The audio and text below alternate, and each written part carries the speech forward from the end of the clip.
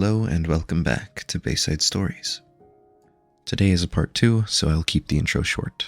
The first book will be linked below in the description, as well as probably somewhere up in one of the end cards or something like that. This book can only be found in 4 places in Skyrim. It can be found in Ustengrav, the Eldergleam Sanctuary, Frostflow Lighthouse, and in Ragnvald.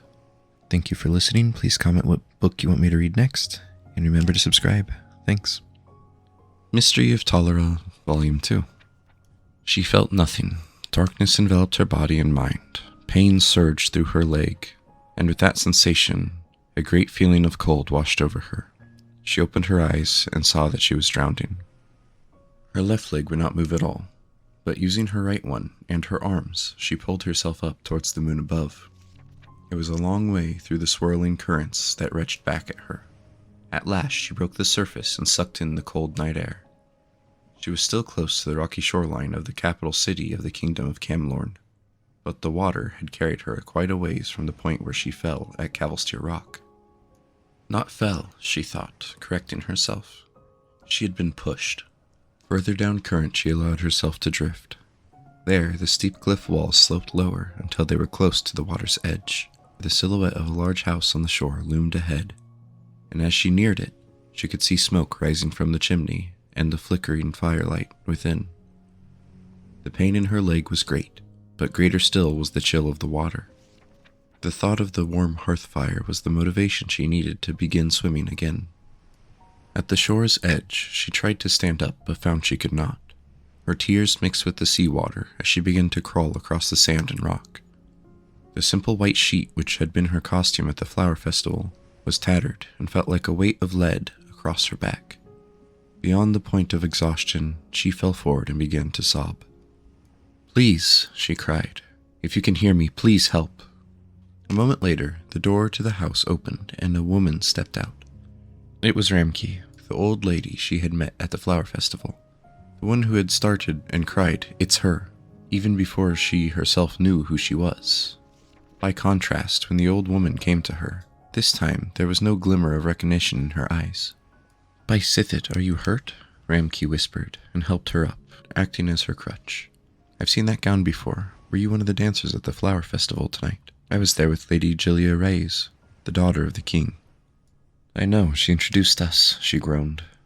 "I called myself Gyna of Daggerfall." "Of course, I knew you looked familiar somehow." The old woman chuckled, and led her hop by hop across the beach into the front door. "My memory isn't as good as it used to be. Let's get you warm and have a look at that leg."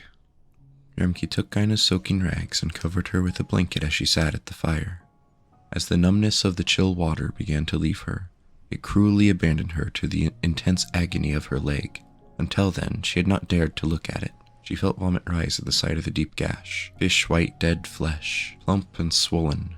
Thick arterial blood bubbled up, splashing on the floor in streams. "Oh dear," said the woman, returning to the fire. "That must rather sting. You're lucky I still remember a little of the old healing spells." Ramke seated herself on the floor and pressed her hands on either side of the wound. Gyna felt a flare of pain, and then a cool, soft pinching and prickle. When she looked down, Ramke was slowly sliding her wrinkled hands towards one another. At their approach, the lesion began to mend before her eyes, flesh binding and bruises fading. "Sweet Kinnereth," Gyna gasped, "you've saved my life." "Not only that, you won't have an ugly scar on your pretty leg," Ramke chuckled. "I had to use that spell so many times when Lady Gilia was little. You know, I was her nursemaid." "I know," Gyna smiled, "but that was a long time ago, and you still remember the spell." "Oh, when you learn anything, even the School of Restoration, there's always a lot of study and mistakes. But once you're as old as I am, there's no longer any need to remember things. You just know. After all, I've probably cast it 1,000 times before. Little Lady Gilia and the little Princess Talara was always getting cut and bruised.